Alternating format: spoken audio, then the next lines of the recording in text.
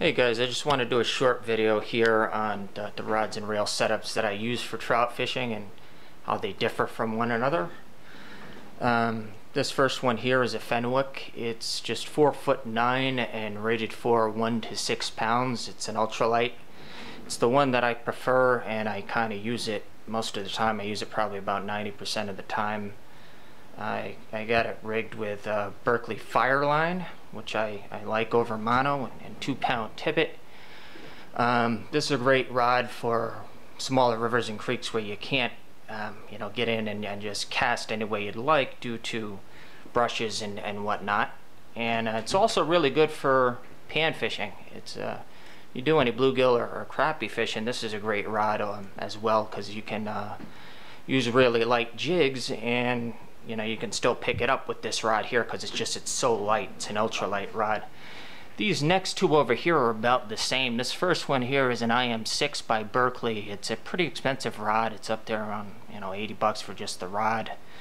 And this Shimano, they're both about 5'6". So if I'm going into an area where I need to cast a little bit further, I definitely want either of these two here in the middle rather than my first one that I prefer the majority of the time, because I can cast a hell of a lot further with just 9 more inches that I get out of these two rods over here. This fourth one over here is a Daiwa. It's rated for a 4 to 8 pound test. It's pretty cheap. I actually picked it up as a combo for about 25 or 30 bucks.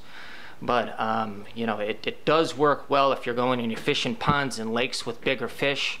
I can catch schoolie stripers with this thing on, and I do actually as well. You can cast bigger spoons with them, use sluggos, etc., etc. It's rated for 4 to 8 pound test, and that's I normally have 6 or 8 on this one over here.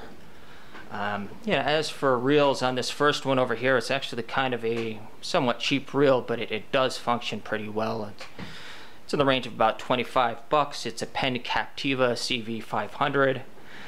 The second and third have the same reel. They're Daiwa Sweepfire 1000s. The same thing in about the $25 range, but I've never had problems with any of these reels over here.